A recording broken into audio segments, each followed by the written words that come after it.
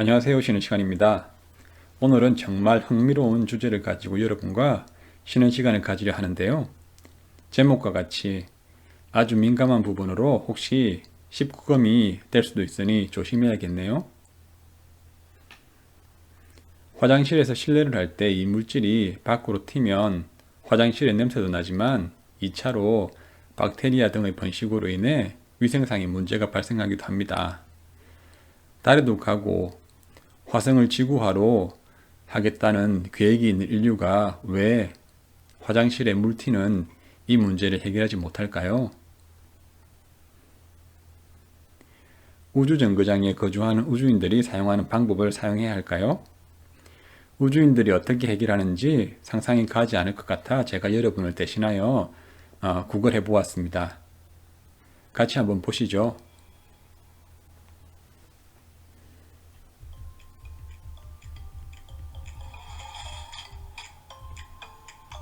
Hello, and welcome to the toilet of the International Space Station. Let's say you're up here on ISS and you need to go to the restroom. You want to come to this cabin, and the first thing you want to do is grab this piece of equipment and turn this rocker switch 90 degrees to the open position.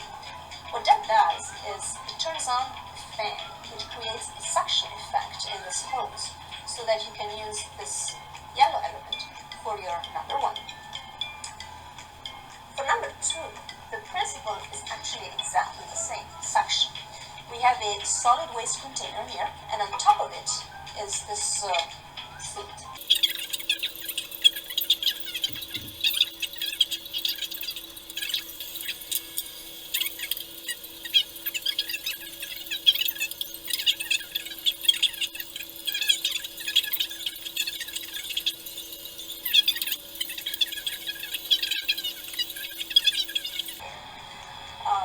But urine gets recycled.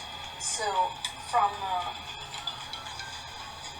the pretty complicated hydraulic equipment that is behind here and makes the use of the toilet in space possible, the urine actually gets directly transferred to another piece of equipment which is here in the floor, which is called UPA, urine processing assembly, which is the first step into turning urine into potable water.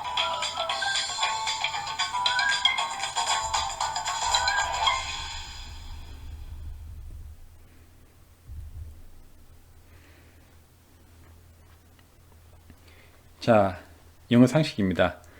영어권에서는 소변, 대변 또는 큰 것, 작은 것으로 구분하지 않고 넘버 원, 넘버 투로 구분합니다.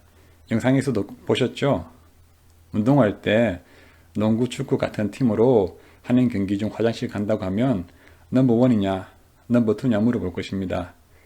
넘버 원이면 기다린다고 하고 넘버 투면 기다리지 않고 먼저 하겠다고 합니다.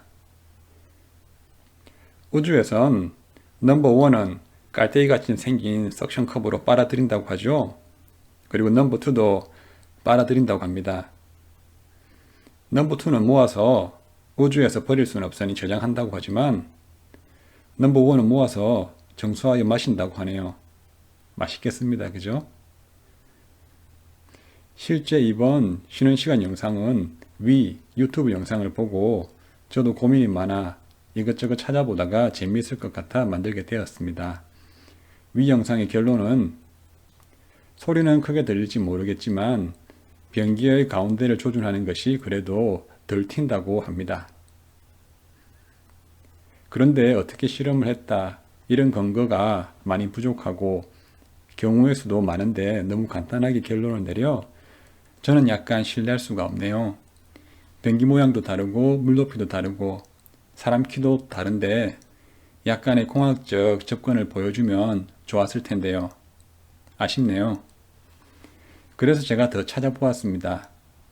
브링함 영 유니버시티에 스플래시 랩이 있는데 여기서 물리학자 2명이 유체역학적 접근을 통해 덜 튈 수 있는 방법을 찾아내고자 고민을 많이 하였습니다.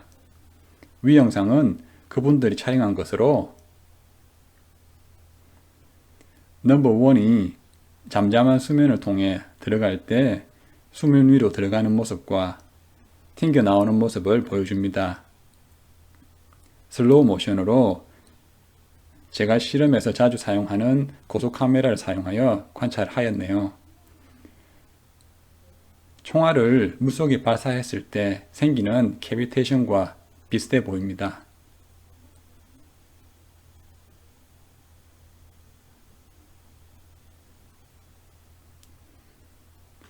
이번에는 넘버 원이 벽면과 부딪혔을 때 튀기는 모습을 보여줍니다.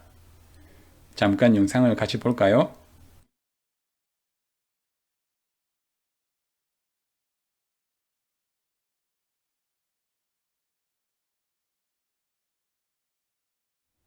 수평 수직 벽면에 튀기는 모습에서 수직 벽면에서 약간 덜 튄다고 하면서 벽면과 수면에서의 실험을 통해 내린 결론은 넘버 원이 연결되어 나올 때 팀이 덜 하지만 끊어져 나오는 동안에는 팀이 더 심하다고 합니다. 스플래시 랩에서 내린 결론은 두 가지로 높이와 각도라고 합니다. 높은 곳에서 자유평으로 떨어질 때 더 많이 튀고, 그리고 유입되는 각도가 수직으로 들어올 때 가장 많이 튄다고 합니다. 앉아서 하는 것이 높이와 각도를 줄일 수 있다고 추천하지만 이 경우 또 다른 문제가 있다고 합니다. 재미있게 보셨나요? 이번 쉬는 시간에는 어떻게 해야 한다 라는 결론을 내리기는 어려울 것 같습니다. 이런 주제로도 연구를 한다 라고 재미있게 보았으면 하네요. 또 이 주제를 저와 함께 해결하고 싶다면 연락 주시기 바랍니다. 두 연구자가 추천하였던 실패하더라도 성공할 때까지 시도해 보시고, 아무래도 이제부터 화장실 청소는 남성분들이 해야겠어요. 쉬는 시간을 마칠 때가 되었습니다. 오늘도 좋은 하루 보내시고 다음에 다른 주제로 돌아오겠습니다.